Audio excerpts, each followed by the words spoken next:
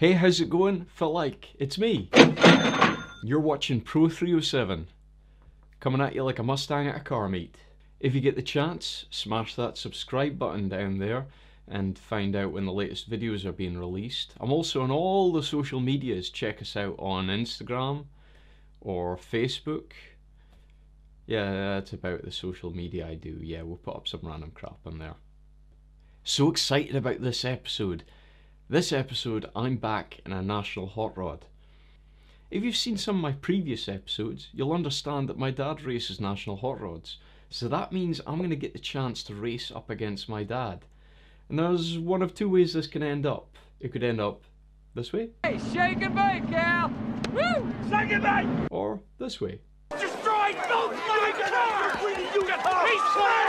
You get fired! You're fired! Back in 2010, I was racing National Hotrods in Scotland.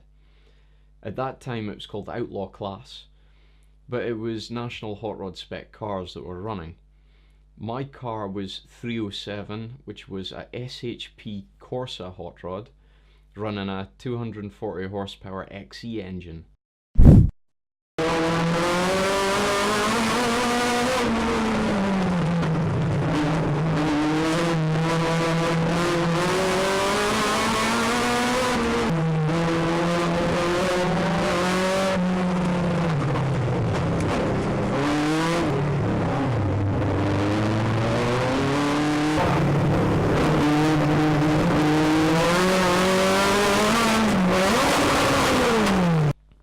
That's literally a collection of my greatest hits. The car's now owned by a friend called Paul Yule, who drives the car under the number 344. I'm really appreciative to Paul giving me a shot of his race car. Thanks, Paul.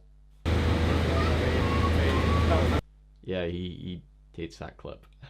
It's been over 6 years since I last raced in a proper National Hotrod race, so I was really interested to find out how my 2 or 3 years of drift experience driving drift cars was going to help with my grip racing.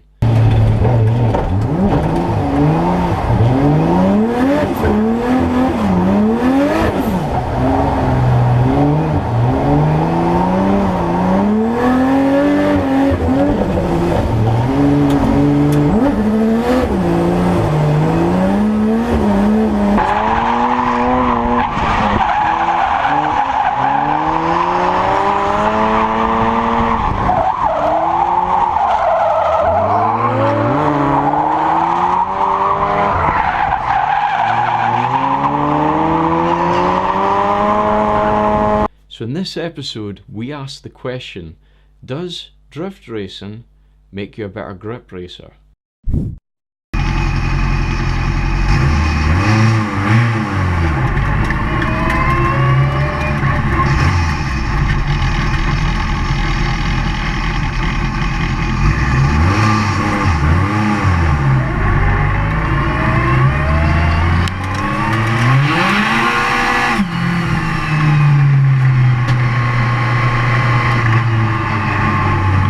So let me explain how the day is going to go down. The National Hotrods have 3 races and a meeting. This is our local track, which is called Crimond Raceway. Now, the grading of the roofs are to do with your starting position in stock cars in National Hotrods. Idea being the lower points cars start at the front, the higher points cars start at the back to make it a more even race. Now, because I'm effectively classed as a beginner on my licence, I'm on white roof, but I'm starting half a lap down right at the back, because effectively I'm a beginner really. I went out for a practice which I haven't filmed because I was busy trying to get into the racing and get out and have a go first. I couldn't really tell the speed because I was kind of in the middle of the pack. I wasn't really fast, but I wasn't really slow, so I wasn't going to know how it was going to go until we got into the main race. It turned out that the first race was going to be really wet conditions, so it was full wet tyres we were going for. And it was just a case of go out and give it a go, really.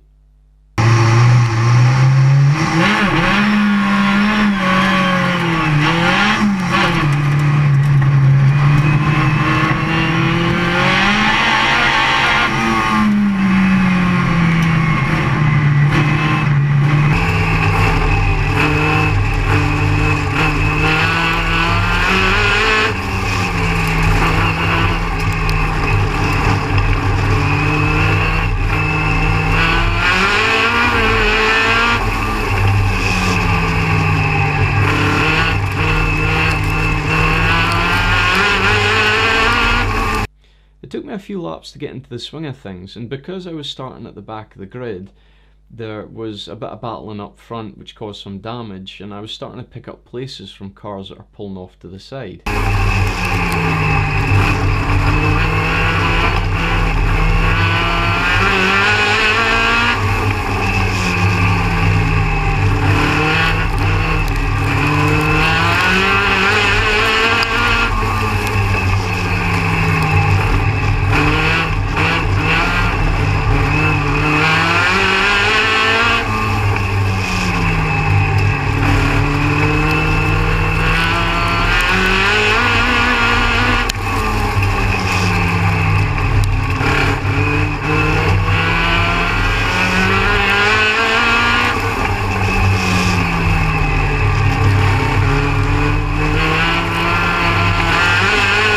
He's only got 3 wheels. How can he be so fast? He's 3 wheels and I'm still not past him yet.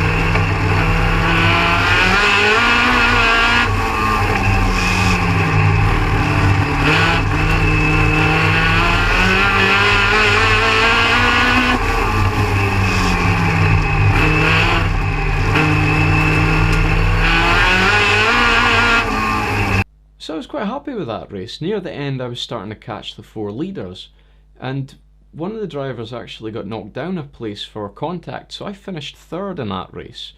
I'm happy enough with 3rd. 3rd's okay. It's not like you have to be 1st all the time. If you ain't 1st, you're last.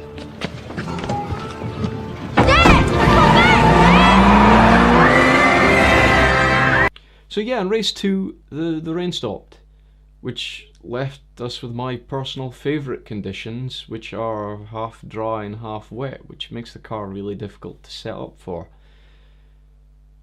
We decided to go for half slicks, half wets, because if it starts to dry up too much, it just destroys the wets. And you have to remember, I'm borrowing the car here, so I'm happy to go with team orders here.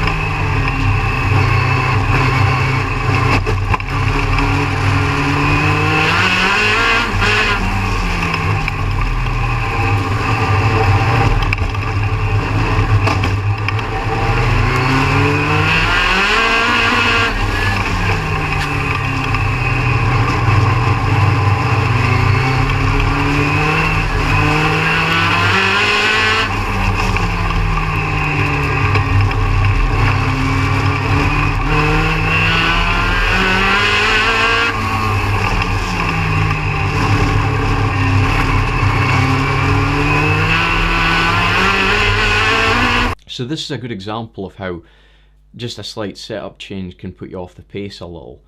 By changing out the tyres, I just didn't have the grip to keep up, and because the laps are so short, it doesn't take long to get lapped. So I get a shout over the radio and it's like, There's a crash coming out of turn 4, Cole.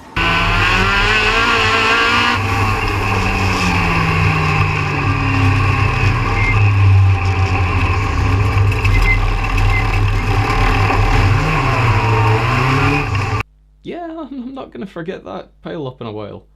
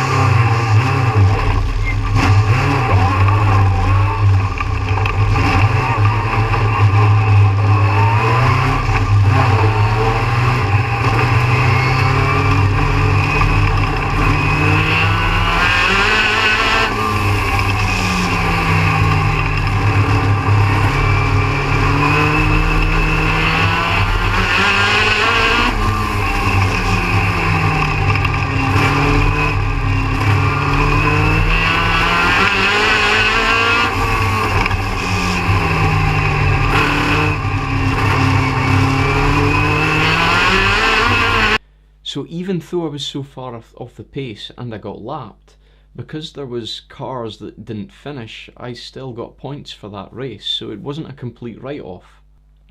So for the final race, your points in the first two races go towards your position in the final. One of the marshals actually came up to me and said I had enough points to start from second off the grid. But I'll be honest with you, I was borrowing a car and it wasn't the whole point to come along and try and win, although I would have liked to have tried to win. I said no, I'll start at the back again. Yeah, I know what you're thinking, what a wuss, I know, but just watch, you'll see what happens.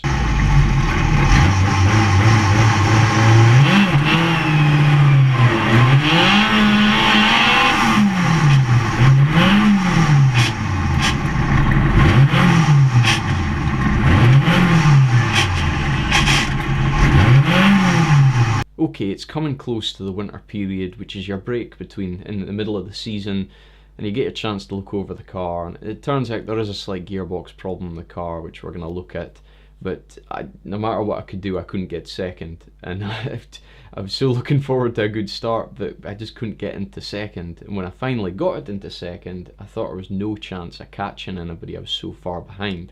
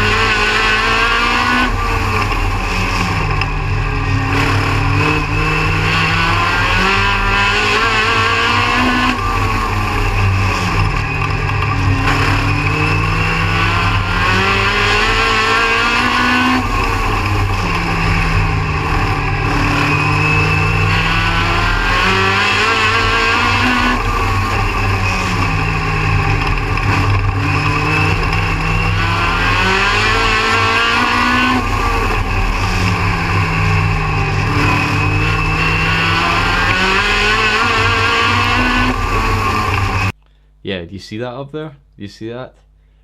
It's time for a battle.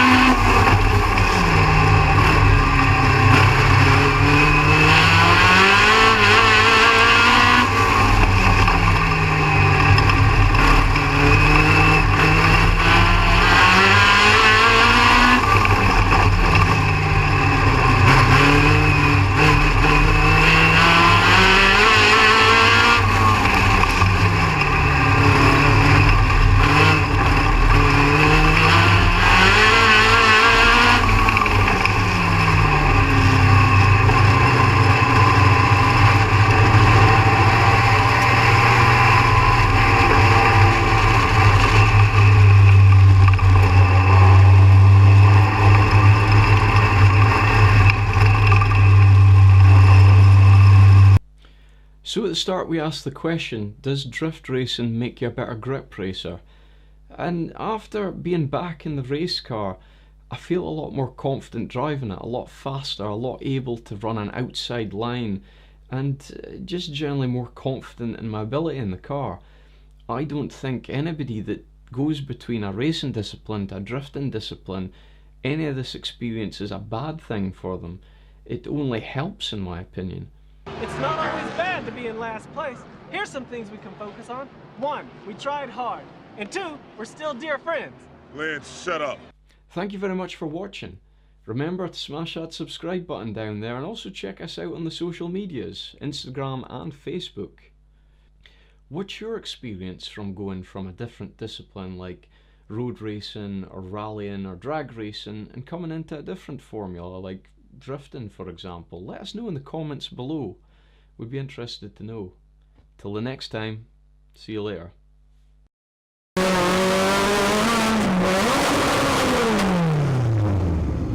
It's okay, guys. It's just a wreck. Ricky can handle it. There is no fire! Come back here! You're not on fire, Ricky Bobby! I'm on fire!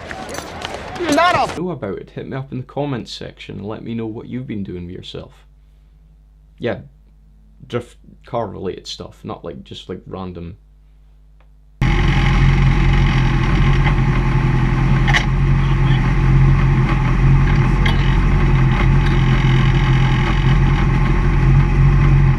And you might ask the question, Stuart, why did you give it up and start doing this silly drift racing? Well, I love National Hotrod racing, I love drift racing, I love superbikes, and most importantly I love a good Scottish cup of tea. But there's only so much time in the day. Check this out, what do you think of my t-shirt? You ain't first, you're last. I'm